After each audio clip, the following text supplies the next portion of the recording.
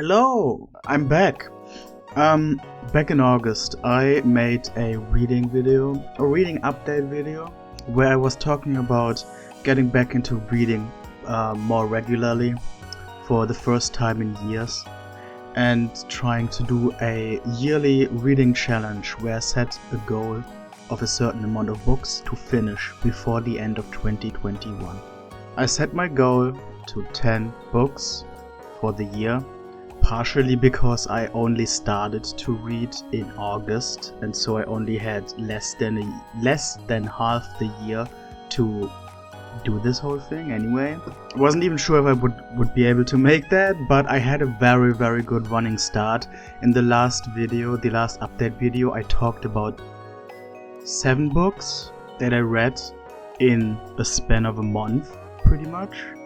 And it was nice to read like daily again and get through this many books. It was very fun, very something I missed for sure.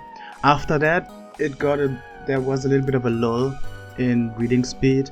For one, I intentionally stopped reading daily because I thought I would just burn myself out and then lose all interest in reading again, or lose the fun in reading for a while. I didn't want that to happen, so I gave myself a lot of leeway to just not read for a while. I tried reading 2 books in the following weeks or months after the last video. For one, I started reading Afghanistan, A Cultural and Political History by Thomas Barfield, like a purely cultural, scientific, historical book to learn more about that country and that genuinely complicated history, pretty much, that I don't know anything about. The whole Middle East is kind of like a blank spot in my education. And so I decided to change that a bit. I looked around for possible books about Afghanistan to read. This one seems one of the most extensive ones, written by a very respected scholar, for the lack of a better word. So I started to read that, and I read the first 100 something pages, and it's interesting. I'm planning on continuing to read this for sure, but it's very dense as well, and it's just a lot of information, a lot of names, a lot of times, a lot of historic situations, and it's, at least to me, exhausting to read for long stretches of time. So that's why I put a break to that for the time being. After that, because I still wanted to read something non-fiction and something to learn something after reading a lot of fiction in August, I decided to pick up a book that I've had on my list for a while already, because the subject matter is very, very interesting. Factfulness, 10 Reasons We're Wrong About the World and Why Things Are Better Than You Think, by Rosling, which is, I mean, this thing won a bunch of awards and shit, from what I know. So this is a thing that's fairly well regarded by critics as well, or scientists or whatever. It's a thing it's a book with a reputation, with a mostly positive reputation. And the aim of the book is super fucking good. The intention is great. Use facts, statistics, actual science, actual numbers to prove to people that the world isn't actually as bad as we think. Because most of us have those preconceptions that, wealth is spread unfairly, there's an incredible amount of racial injustice, women are underprivileged in a lot of countries, those standard things that many of us rightfully worry about. And this book at least attempts to bring some ease into those thoughts, into that dark way of thinking, and it's trying to present data to not to say there are no problems in the world, but to say that not all the awful things we believe are completely true. This is supposed to be data as therapy. I think that's how it described itself at one point. And I like the concept a lot. Give me data to show me that the world is not exactly the shithole that I think it is. Please, I would love that. But I am not convinced yet. Granted, I'm only like 45 pages in or something, so I'm still just scratching the surface, but I'm very conflicted so far because I'm not 100% like convinced yet that this isn't just a dude saying you're overreacting or whatever. Like, I'm not 100% convinced yet that the data it's showing me to convince me how not as bad things are is actually helpful and not just burying the problems in numbers. You know, I'm just not sure yet about this, and I'm not sure if I'm gonna be sure about this if I finish this even. I don't know about this one. I'm very conflicted. But again, this is a non-fiction book with data and information about some pretty rough subjects, even if it's trying to do a positive spin on it. And I just noticed that I'm not in the mood for data, not in the mood for facts. And so after these two books, after starting them, and I'm still planning to read them or finish them later, after starting them I decided this is not the thing I am actually about right now. I'm more in the mood of fiction, so I went into the direction of fiction again for the books I actually finished. The final 3 books that I needed to fulfill my reading goal of 10 books this year. So yeah, like you can tell, I started reading more ebooks. I got this ebook reader many fucking years ago from my dad. This is an old model and it's a bit slow and a bit outdated, but it works. During October, in the weeks leading up to Halloween, I decided to read something spooky, as one does. In the last video I talked about reading Ring 3, which was also a novel by Koji Suzuki, a sequel to the classic Ringu novel, a horror novel, and one of my favorite novels, which has a movie adaptation that is even more popular than the book. That movie adaptation is directed by Hideo Nakata, just like Dark Water. Seeing that the same director of the Ringu movie also adapted a different book by Koji Suzuki called Dark Water, I've always had the interest in both watching and reading it, and so that's what I did this October. I've cited Koji Suzuki as one of my favorite authors before because I really like the Ringu books, but this is pretty much the first thing. This is pretty much the first Koji Suzuki novel that I'm reading that is not attached to the Ringu series. This is a short story collection with several disattached stories. There's one through line though. Every single one of those stories has a subject of water. Koji Suzuki always loves to use water as some sort of theme or motive in his stories. The Ringu novels are full of that too. At this point I'm pretty sure there's not a single Koji Suzuki story that has not some sort of water metaphor, motive or theme in it. I think that's just his go-to that he always uses. And so just like that, this short story collection, Dark Water, has a bunch of horror, spooky, mysterious stories that all have some sort of connection or meaning for the liquid. And it works well. Like, water actually works really well for mysterious and scary subjects in a lot of different ways. Because it's everywhere, it can take on a lot of forms, I guess. It can hide a lot of things. It's hard to avoid or like stop. I think it just makes a lot of sense for a lot of different reasons why water can be a very effective subject in a spooky story.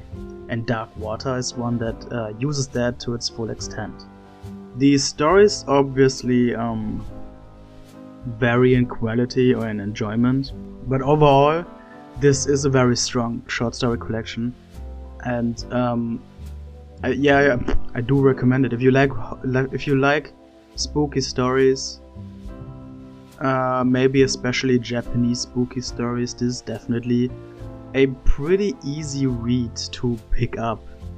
Since it's a short story collection, there's a really easy way, like it's really easy to get through them, and I don't really have any complaints. It's just interesting to see. Like, I've delved into Koji Suzuki's bibliography a fair bit by now, and I always knew that he had a knack for this water subject. But it's just interesting to see through this short stories collection alone how much he can get out of that specific thing in terms of variety and atmosphere. Then I didn't read much for a while until December hit, and December means cold weather, which I love, and not as much snow as I would like to. Thanks to global warming and whatnot, we didn't have any snow here. So that's not a surprise. I already knew I had to go for fictional media to get that, so I read a few things in that regard. Firstly, I read Charles Dickens' classic A Christmas Carol. Never really had the plan to actually read it.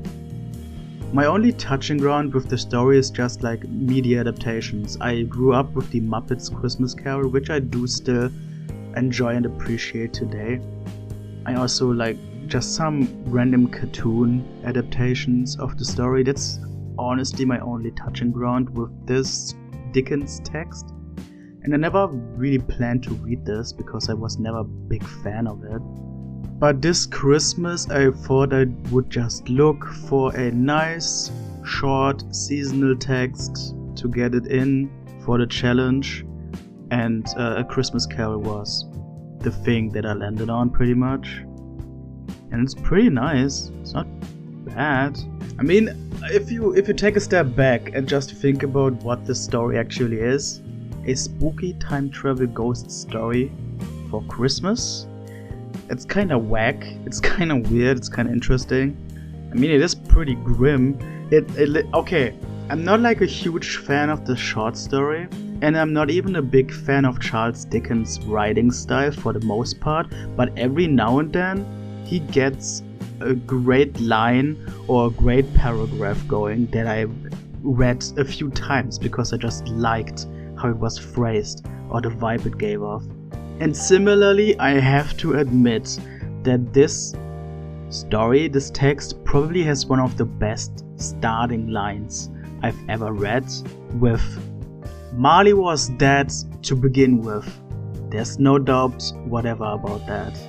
It's just such a good beginning, especially for a cheery Christmas story. It makes sense that it is regarded as such a classic even today, because it is in a way timeless. The setting is obviously outdated, so to say. Obviously we don't live in a society like that anymore, but it doesn't matter because the themes of greed and selfishness are obviously still relevant today, and the story does a very good job at showing not only the possible origins of such a destructive and toxic personality, but also the possible results of that through the three ghosts, of course. And it works, it's solid, like it makes sense, and it's actually quite a good story in that regard of being like a cautionary tale, so to say. And that still works today. I wouldn't say it's brilliant or genius or like a masterpiece, but it's still strong. And then the final book I had to read for my reading challenge, the 10th book of the year, which I just finished an hour ago on this final day of the year. I'm recording this on the 31st of December. Final book being one that I actually have physically instead of just e-booky. It's a German translation though. Ice Station Zebra by Alistair MacLean. There we go. My final book. Again, I was in the mood for another fictional story that was set in a cold environment because I like that shit and the season gives it the room to breathe. And this is a story about the submarine cruise towards the Arctic in hopes of saving some unfortunate souls. I'm not huge on submarines per se, but I do love underwater shit and Arctic shit, two of my favorite settings in any story, so this made sense for me to read. This has been on my shelf back there for a while anyway, for years probably, and it's good. It's good. I wouldn't call it great, but it's good. The author definitely has a good hand at creating pretty complex stories. I don't think this is not a spoiler. This starts as a rescue mission, as a regular ass rescue mission, but becomes a crime thriller. And the crime thriller set on a like submarine station in the Arctic is pretty cool, pretty unique, I say. And he does that well. Maybe the writing style and like the reveals of things are a little bit clumsy, maybe, debatably. But there's definitely no doubt in saying that the author has a good hand at like creating this complex story that you don't know from the beginning going in and only unravels with time. That worked pretty well. And I respect that. The writing can be a little bit slow, which, yeah, makes sense for a submarine story at points, but still, sometimes I did wish they would just get over a certain thing and just move on. There were both moments where either like the situation is fucking grave and grim and harsh, and I get actually engaged in the situation and want to know how they get out of it. Definitely happened. But also there were moments where like a moment like that went on for too far and I just wanted them to get over it.